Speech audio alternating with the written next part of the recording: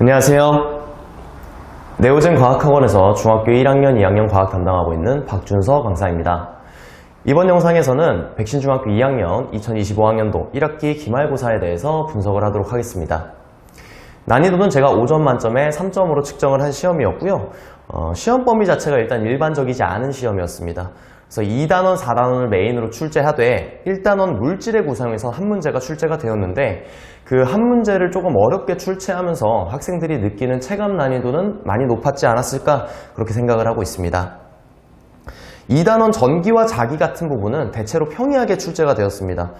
대체적으로 학생들이 2단원하고 4단원을 두고 이제 시험을 보게 되면 2단원을 주로 어려워하고 4단원은 주로 쉬워하는 모습이 보이는데 그것을 고려한 것인지 이제 2단원은 문제 자체가 평이하게 출제가 되었고요. 오히려 4단원 식물과 에너지 문제 난이도를 상향을 했기 때문에 학생들이 느끼는 체감 난이도는 되려 좀 4단원이 조금 높지 않았을까 그렇게 보고 있습니다. 바로 문항 분석으로 넘어가 보시면 물질의 구성은 한 문제 5점짜리로 한 문제 출제가 되었고요. 전기와 자기 부분에선 10문제 출제돼서 배점은 41점으로 이제 들어가게 되고 4단원 식물과 에너지는 12문제 54점 배점이 분배가 되었습니다.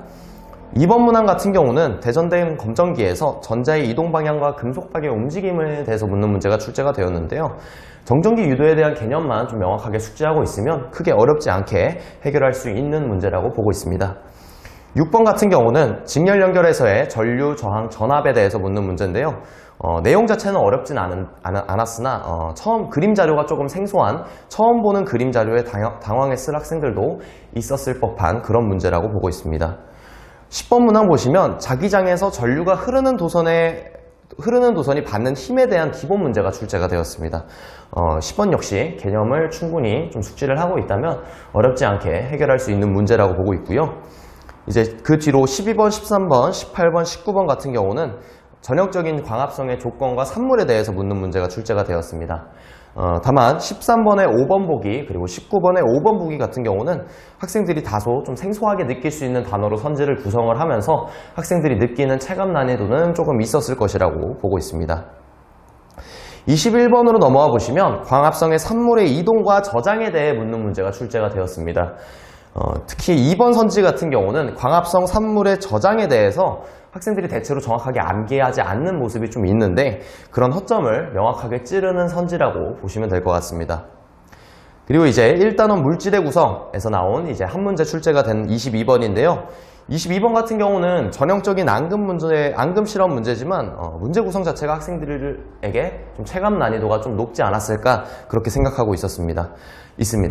불꽃 반응 색에 대한 내용도 같이 결합해서 출제가 되었고 1단원 자체를 전체 범위로 이제 시험을 출제를 한 게 아니다 보니까 학생들이 이제 1단원을 공부를 좀 소홀히 했을 텐데 꼼꼼하게 공부하고 암기하지 않은 학생들 같은 경우에는 이 문제를 좀 해결하기 어려웠을 것이라고 그렇게 보고 있습니다.